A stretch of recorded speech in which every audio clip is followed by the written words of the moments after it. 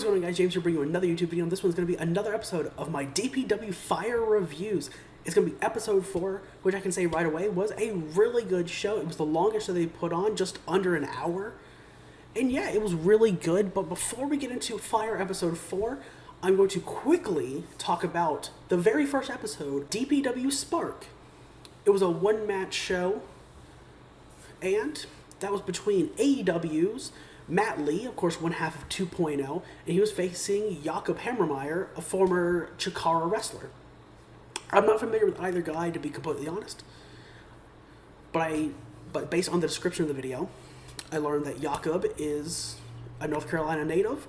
The crowd is really behind him. It was a fine match. It was very enjoyable to watch. They had some really funny lines to each other.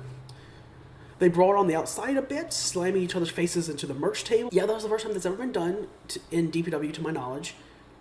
Matt Lee also locked in a Boston Crab on the outside, which led to Jakob getting back in the ring at a count of 9. There was a heat spot with the crowd where Matt Lee just put on a rest hold, and the crowd really got behind that and pushed Jakob to breaking free. There was another Boston Crab, this time in the ring, but luckily for Jakob, he got to the ropes. There was a roll-up and an immediate kick-out. Matt Lee was mad at the referee, shoved him. The referee shoved him back right into another roll-up, another kick-out, and that would eventually lead to Hammermeyer winning with an elbow drop. It was a very enjoyable match, all things considered. The crowd was really into it. Yeah, that's all I can say. It was just an enjoyable match through and through. I didn't expect really anything from it, and it was good. I enjoyed that. But now we can get to DPW Fire Episode 4 properly. So there was 4 announced matches going into the show. We'd have both the World's Eliminator Tournament semi-final matches, one between Andrew Everett and Calvin Tankman, and another between Bojack and Kevin Kuh.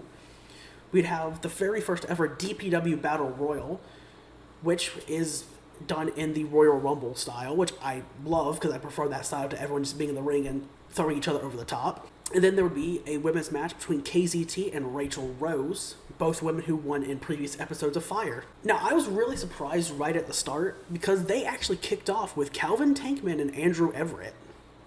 That really took me by surprise. I did not think that's the way it was going to go down, but it was a good match, a really good match. I don't know if I would say it's better than Andrew Everett and Rosemary from the first round, but it was a really good match. Calvin Tankman hit the sickest elbow out of midair on Andrew Everett. That was great. And what really surprised me as well about this match was the way that the match was done. I expected something like a competitive back and forth match, and we would get that, but not right away. Right away, Calvin Tankman, he was just having his way with Andrew Everett, chopping him, throwing him around the ring, demanding the referee to count to 10, and that's how Calvin Tankman wanted to win. But eventually, Andrew Everett kept fighting back, kept getting back up, persevering to finish the match. He would fight his way back in there, get some really big moves in. He had a really nice springboard wheel kick, which was also really sick. I also feel the need to say that early on, it was really interesting.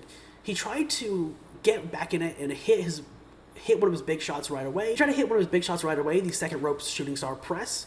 It didn't work. Calvin Tankman rolled out of the way, but Andrew Everett landed on his feet and immediately ran for a standing shooting star press for a near fall. Andrew Everett would fight his way back enough, get Calvin Tankman down, and he would eventually pick up the win with that very move that also beat Rosemary, the second rope shooting star press. It was a really good match. I would say it was probably my favorite match on the show. It was really good. Yeah, it was a really good match, definitely enjoyable, and they really showed out. Tankman, he beat the shit out of Andrew Everett, and he even said that after the match. They had some words. But Calvin Tankman showed respect to Andrew Everett after the match. And then after that, we had the DPW Battle Royal. It's, of course, over the top. Both feet have to hit the floor. 2 men start in the ring, and every 60 seconds, another person will enter. Before we got to the DPW Battle Royal, Johnny announced that they would be having their own on-demand service called DPW On Demand, which that is the website as well, dpwondemand.com. I'll put a link in the description. All 3 guys did their usual ad reads. And then we started the Battle Royal. The Battle Royal kicked off with Kid Bandit and a guy by the name of Calibus Kingston, and things kicked off immediately, super fast, as Calibus Kingston nailed Kid Bandit with a sick and brutal pile driver. But then time went by and Tenchi X came out. On commentary, the guys would let us know that Tenchi X is a friend of Kid Bandit, and he would get Kingston over the top rope, and Kid Bandit would actually eliminate him, hit a sliced bread number 2. Shouts out Brian Kendrick, everybody. He would hit the sliced bread on the apron, and that would be the elimination of Calibus Kingston. And then the next notable thing is the 4th entrant, Donnie Ray, coming out, and he would run around. And Donnie Ray, the Melt Man, of course, he just ran around the arena, also getting a sly kick in on Calibus Kingston after he was eliminated. And the next notable moment before the 5th entrant came out was, there was a really cool spot. Donnie Ray was actually just dominating both guys who were already in the match, Tenchi and Kid Bandit. And he would actually grab Tenchi and slam his face off of Kid Bandit's knee. It looked really cool. And then the 5th guy to come out would be Aaron Cox. First and foremost, let me just say, it was really cool because they had him just slide in the ring out of nowhere, but they focused on the curtain. So you just didn't have him come out, and it was just a big surprise. That was really cool. And then, let me just say, spears for everyone. He speared everyone in the ring. And then, of course, naturally, the DPW, North Carolina crowd, started a big Cox chant, because of course they did. Tenchi got a big flurry of offense against Aaron Cox, who would come in and just really started dominating everyone. And after that big flurry of offense in the corner, Donnie Ray would follow it up with a big enziguri, knocking him down. And that led to Aaron Cox getting double teamed while Kid Bandit clapped on. And then we have the Canadian Skylar Mack come out next. And he immediately hit a gnarly backbreaker on Aaron Cox. It would be like a little bit before this would start, Aaron Cox kind of being the linchpin of the match and also being the punching bag at the same time. He gets hit with a gnarly backbreaker, and then Kid Bandit would actually hit a really gnarly electric chair neckbreaker on Tenchi. And then we got Lucky Ali coming out at 7. He immediately starts choking out Donnie Ray with his shirt. He would also hit Aaron Cox with a nice Uranagi while he was still on the apron. And of course, like I just said, that was all before he officially entered the match, both those big things. And he would enter the match with a really nice springboard moonsault onto Aaron Cox. And they would battle around for a bit, which would lead to Luther making his entrant, as he was the last entrant into the DPW Battle Royal. Donnie Ray would eliminate Tenchi X with a roundhouse kick while Tenchi was on the apron. Kid Bandit hit Skylar Mack with the Crossroads. Of course, Kid Bandit was trained in the Nightmare Factory. And then Luther eliminated Aaron Cox. I also need to say Skylar Mack came out with the Canadian flag attached to a hockey stick, which Lucky Ali used to hit Skylar Mack with the White Russian leg sweep, and then he would eliminate him after that. The next point to make is that Lucky Ali would also eliminate Donnie Ray. He would just grab him and just toss him over that top rope. See ya later, Donnie Ray.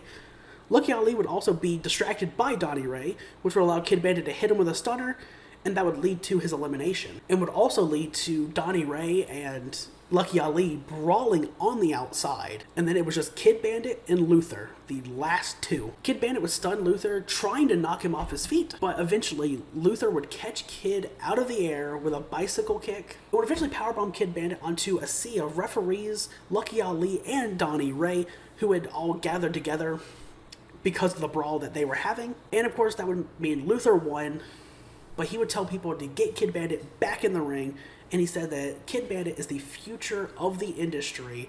And then he would leave the ring, giving the mic to Kid Bandit, and Kid Bandit would cut a very endearing promo. The DPW faithful just chanting, "We love you." And that would lead into what was supposed to be our women's match.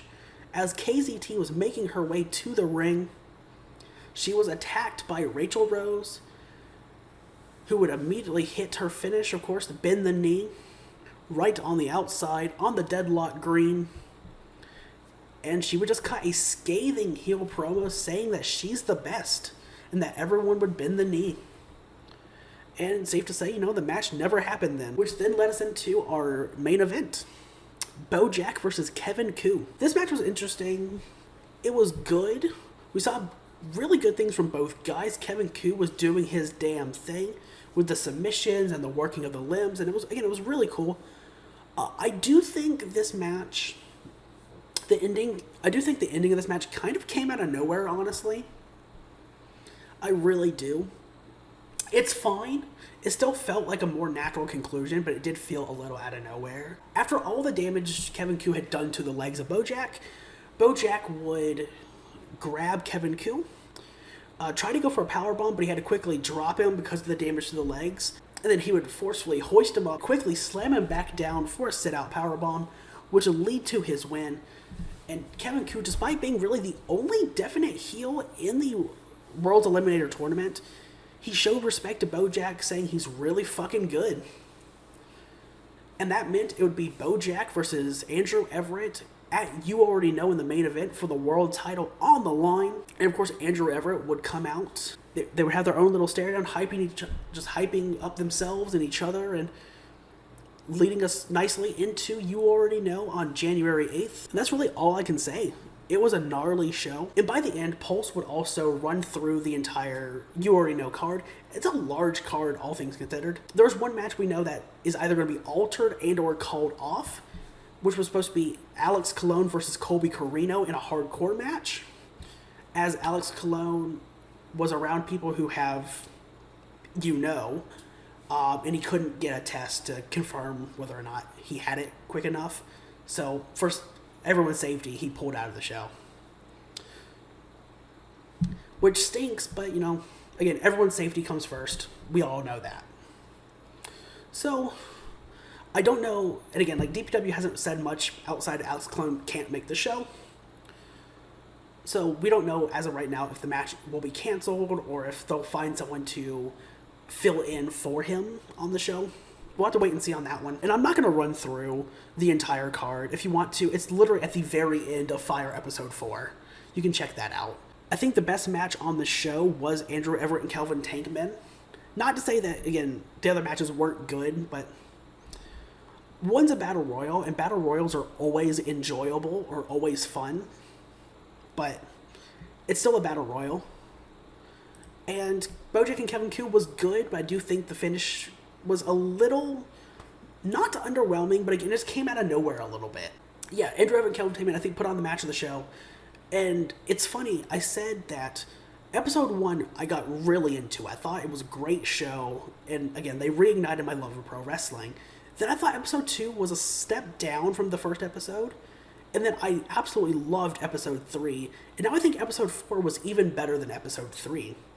It's definitely, I think, the most complete episode as a whole. It was really good, felt solid all the way throughout. And even when they would do something like the Rachel Rose attacking KCT and that match doesn't happen, it still felt like it made sense, and I like that. So it works, and that's all I'll say for the most part. Like I said, it was a very enjoyable show. The semi-final matches were good. The Battle Royal was really enjoyable.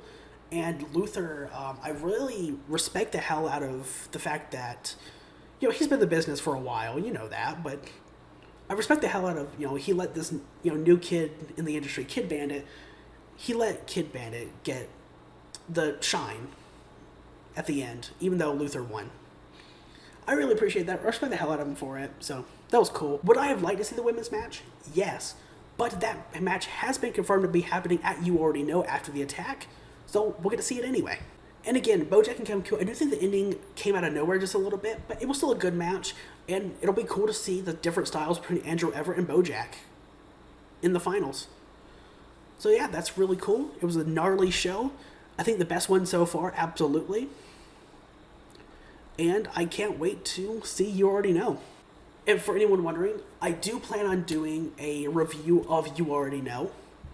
So you can expect that on the channel too. And let me just say, from the bottom of my heart, I feel like I need to say this. From the bottom of my heart, thank you to each and every one of you who have checked out my DPW videos. They are the best videos they're the best videos I've ever done in terms of reception. I've never had this many people at one time checking out the stuff I've made. And I've been doing this for a long time. So again, thank you to each and every one of you for checking them out. And as long as DPW keeps just being interesting to me, I'll keep doing the videos. Thank you. Bye, guys.